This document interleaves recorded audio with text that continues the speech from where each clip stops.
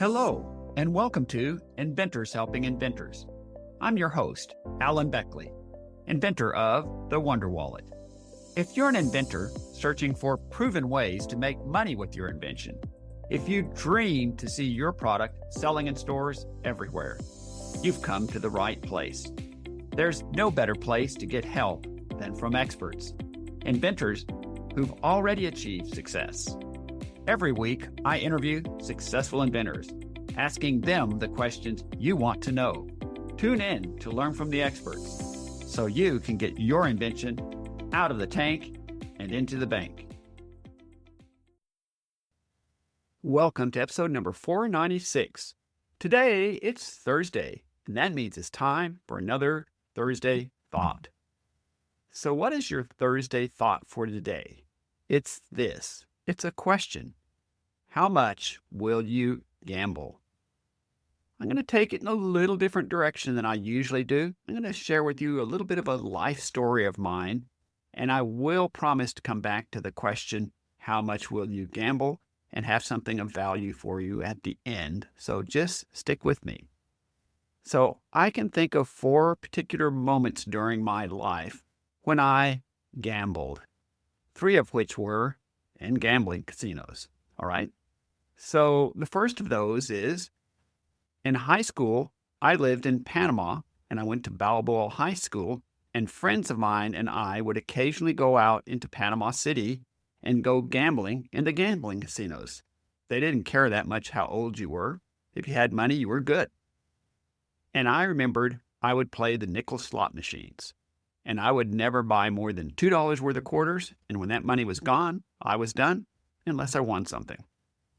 So during the 3 years I was in high school, maybe I gambled as much as $50 total in the gambling casinos. So you can see I'm not much of a high-risk gambler. Well, the second opportunity was when I was a student at Texas A&M. Yep, I'm an Aggie. Me and 2 of my friends decided to go on an exciting trek during summer break, and we elected to go from College Station, Texas to Las Vegas and Los Angeles. We thought it'd be a lot of fun. And it was. We took Phil's Pontiac Executive. Now, that car is 224 inches long. It's almost 20 feet long. Anyways, enough of that. But we took his car. We all got there. We took tents with us, and off we drove to Las Vegas, Los Angeles. And I remember the specific date when we were gambling in the casinos there. The day was August 16th, 1977. How do I remember that? It's the day that Elvis died. Now, I gambled a total of $30. Whoa, big risk. And it was gone in about an hour, and I was done. Now, my friends Gary and Phil gambled a bit more than I. In fact, I think Phil gambled $100 and won something like $250, which was a good thing, because when we were driving out to Los Angeles, we said, let's drive through Death Valley in the middle of summer. Seemed like a great idea. It wasn't. The axle broke in the middle, and guess what? It cost $250 to repair it. Anyways, that's the second time that I gambled, grand total of $30. Again, I'm not much of a high-risk gambler. Now, the third time is when I was having my invention, my product, at that time I called Savvy Caddy, thin flexible wallets, manufactured in China. So I flew out to go see the factory for the first time. And I had a few days, so I decided to go over to the gambling casinos and check them out. And specifically, the gambling casinos are in Macau. So I took the ferry out to Macau, and that's one of the biggest gambling meccas in the world. And how much do you think I gambled? $0. But I had a great time watching millionaire Chinese gamblers throw down 20, 50, maybe 100,000 Hong Kong dollars on the craps table or on the whatever they were gambling on. And if they lost, they'd shrug their shoulders and throw down another lot. It was really great entertainment to watch. But on that instance, I gambled a grand total of $0. Now, the fourth instance when I gambled some cash was very different. This was in December of 2009, and it was my first appearance on QVC with my product in front of 90 million potential buyers on QVC.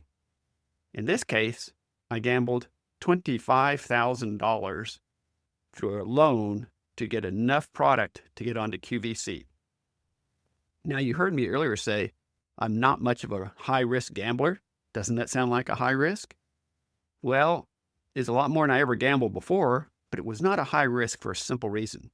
Because I'd already sold a couple thousand of my wallets, and so even if things didn't go well with QVC and they shipped all of my product back to me, it would take some time, but I certainly would be able to sell because the product was in demand and people liked it.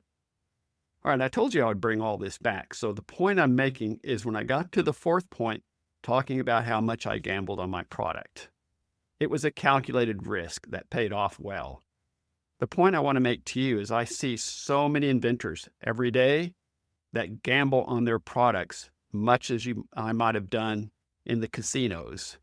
They'll gamble $15,000, $20,000, $30,000, $40,000, maybe mortgage the house because they just know their product's going to be a success. I strongly discourage this sort of thing. You should test your product and really know that it's got some legs, so to speak, and take what I call incremental risk. Just like my Las Vegas adventures, inventing is a little similar, and in my view, you should never gamble on your product more than you are willing or able to risk. Now, you can take a higher risk, as I did with QVC, when you know that the downside is not so bad. So again, the key points that I wanted to make in asking this is how much will you gamble? Really give that some thought before you put an awful lot of money into a new, unproven product that you've got that you think is the greatest idea ever. But if you don't have any buyers, you don't know what the market demand is going to be. If you risk a lot of money, that money may never come back to you. So you should think seriously about how much you will gamble, because the risk to you as an inventor with a new product is not so different than my LA trip out to Las Vegas to gamble in the casinos. Thanks as always for listening, and we'll be talking to you again soon. Thanks so much for tuning in to Inventors Helping Inventors. If you like the show, please tell your friends about it. Make sure to subscribe in iTunes or wherever you get your podcasts so you won't miss a single episode. Talk to you soon.